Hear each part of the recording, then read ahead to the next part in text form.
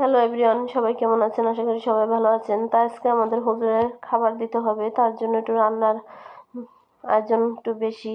তো দেখুন, আমি এখানে মুরগির গোশত রান্না করব। তো মুরগির গোশতটাকে আমি সুন্দর করে আগে ধুয়ে নিছি। একা হাতে সব কিছু করতে গেলে কিন্তু অনেক সমস্যা হয়ে যায়।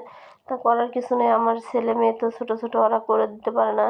তার জন্য আমার সব কিছু একাই করতে হয়। তা একটা বড় ভিডিও বানাতে গেলে কিন্তু অনেক কষ্ট হয়।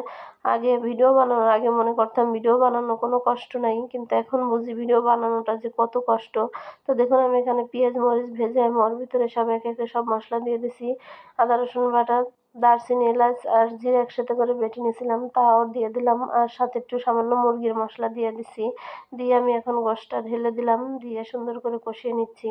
তা আমি এখানে কিন্তু ব্রয়লার মুরগি, তার জন্য আমি একসাথে আলুটাও দিয়ে দিছি, যাতে আলুটা সেদ্ধ হয়ে যায়। মুরগির গোশতের সাথে সাথে আলুটা পরে দিলে গোশতটা বেশি সেদ্ধ হয়ে যাবে, আলুটা সেদ্ধ হবে না। তার জন্য আমি একসাথেই দিয়ে দিলাম, দিয়ে সুন্দর করে কষিয়ে নেব। তো এই কষানোর সাথে কিন্তু একবারে পানি দেওয়া যাবে না, গোশতের সাথে যে পানিটা উঠবে ওই পানিটা দিয়ে কষালে কিন্তু গোশতটা সুন্দর হয়। অনেকে কি করে, গোশতটা দিয়েই পানি ধপ করে ঢেলে দেয়, ওই গোশতটা কিন্তু খেতে পাঞ্চা পাঞ্চা লাগে। আমি কিন্তু এই কাজ করি না, দেখেন কত পানি উঠছে গোশতের ভিতরে। তো আমার গোশতটা এতেই সেদ্ধ হয়ে যাবে, পরে সামান্য আমি একটু ঝোল দিয়ে দেব। তো একবারে দেখেন পানিটা যখন শুকিয়ে যাচ্ছে তারপরে কিন্তু ঝোলটা দেবো আমি, একবারে মাখা মাখা হয়ে যাচ্ছে, যে তেল ছেড়ে দিছে গোশত থেকে। তো যত কষাবেন ততই মজা, গোশের মজা কিন্তু কষানোর ভিতরেই। শুধু গোশ না, সব তরকারি গোশের ভিতর কষানোর ভিতরেই মজা। তো আমি সাথে কিন্তু বেগুন ভাজে রাখছি, আর এখানে পোয়া মাছও ভেজে নিছি। তা বেগুনটাকে আমি আগে হলুদ মরিচ মাখিয়ে নিয়েছিলাম, নিয়ে আমি কড়াইতে দিয়ে দিছি, দিয়ে আমি লাল লাল করে বেগুনটাকে ভেজে নেব। সাথে আমি পোয়া মাছ ভুনা করেও দিয়ে দেব। তা পোয়া মাছটা আমি আগে ভেজে রেখে দিলাম বেগুনটার আগে। তো এই পোয়া মাছটা আমি টমেটো দিয়ে রান্না করে দেব তার জন্য।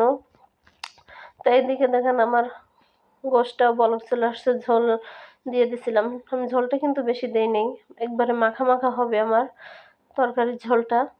এই যে আমার বেগুন ভাজাটা রেডি হয়ে গেছে, দেখেই মনে হচ্ছে কত সুন্দর লাল লাল। এরকম লাল লাল বেগুন ভাজা খেতে কিন্তু অনেক মজা লাগে। তো এই যে ফাইনালি আমার গোশতটা প্রায় হয়ে এসেছে। আমি এখন সামান্য একটু জিরের গুঁড়া দিয়ে দেবো গোশের ভিতরে।